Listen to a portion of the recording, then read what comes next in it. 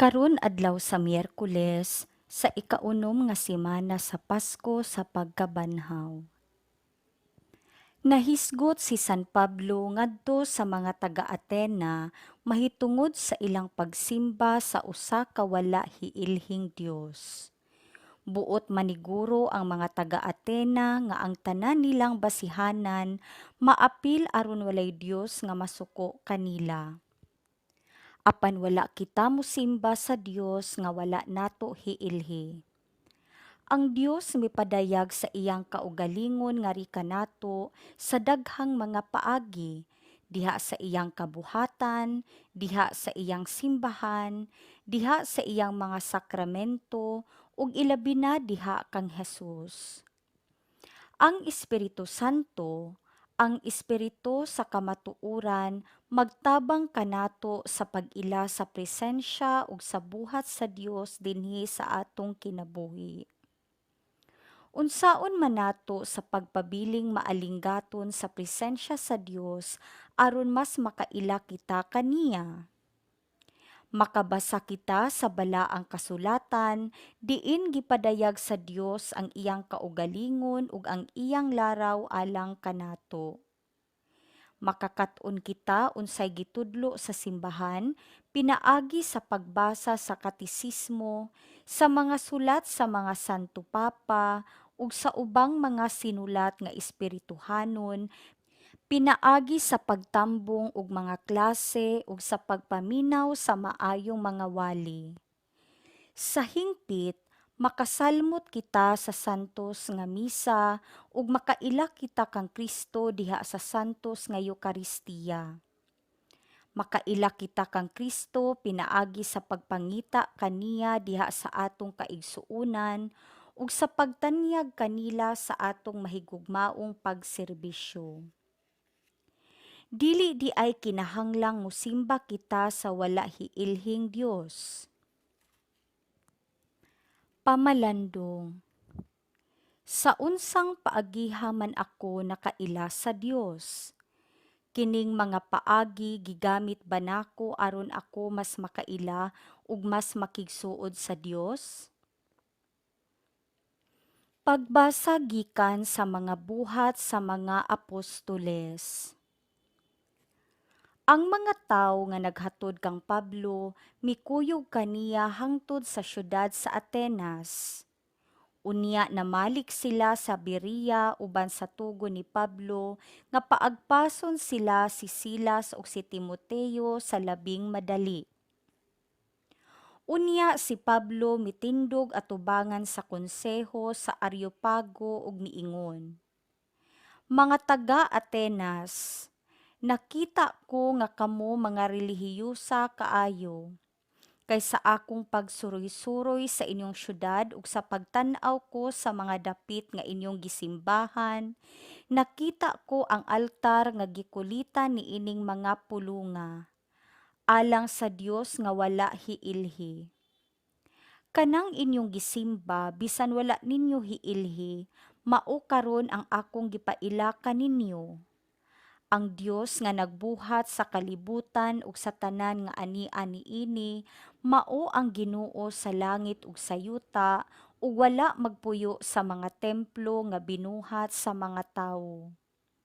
Ug wala usab siya magkinahanglan bisag unsa gikan sa tawo, kay siya man mismo ang naghatag sa tawo og kinabuhi ug sa tanang butang. Gikan sa usa ka tawo gibuhat niya ang tanang bulok sa katawhan ug gipapuyo sila sa tibuok kalibutan. Daan na niyang gilatid ang mga panahon ug ang mga utlanan sa mga dapit nga ilang puy-an aron mangita sila kaniya pamasin nga siya ilang makaplagan. Apan ang tinuod mao nga ang Dios dili layo kanato, kay diha kaniya kita may kinabuhi ug naglihok ug nahimong mao kita. Ingon sa gisulti sa pipila sa inyong mga magbabalak, kita usab iyang mga anak. Ug sanglit kita mga anak man sa Dios, Dili nato huna-hunaon nga ang Dios sa magdagway sa larawan nga bulawan o plata o bato nga gikulit pinaagi sa kahanas sa tawo. Kaniadto, sa wala pa mahibalo ang tawo, wala baliha sa Dios kining mga butanga. Apan karon nagsugo siya sa tanang mga tawo sa paghinulsol. Kay nagtagal siyag adlaw nga hukman niya ang tibuok kalibutan, pinasubay sa hustisya, pinaagi sa tawo nga iyang gipili.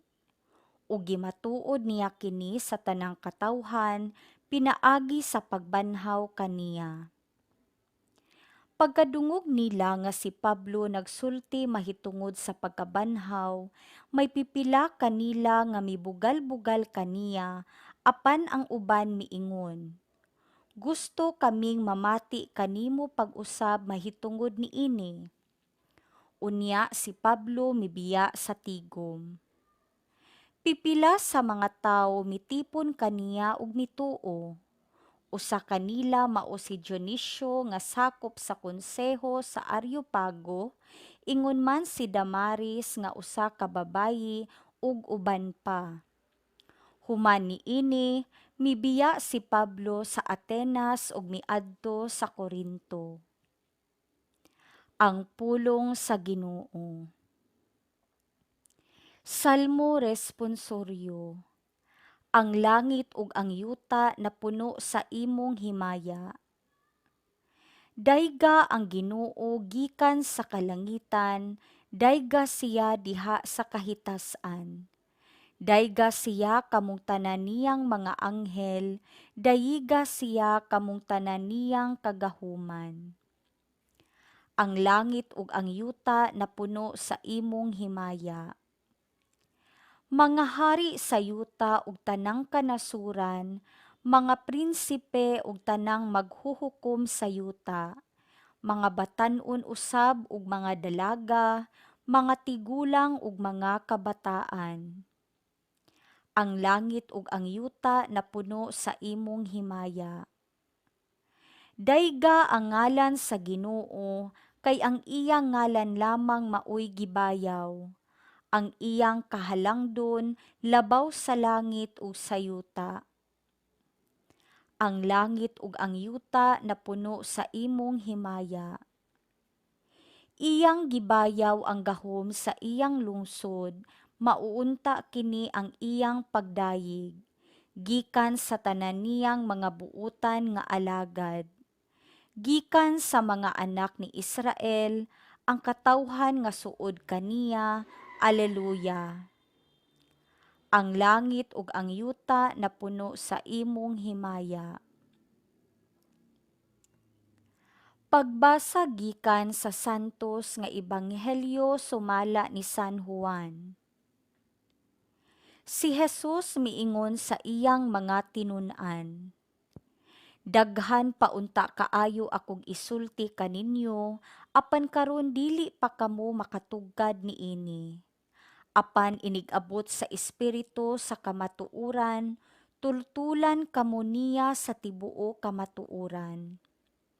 Dili siya magsulti sa iyang kaugalingong pagbuot, kundili sultihan kamo niya sa iyang nadungog, ingon man sa mga butang umaabot. Himayaon ako niya, kay ang ania kanako maoy iyang isulti kaninyo. Ang tanan nga iya sa amahan akoa, busa giingon ko nga dawaton sa espiritu ang ihatag ko kaniya ug isugilo niya kini kaninyo. Ang Ebanghelyo sa Ginoo.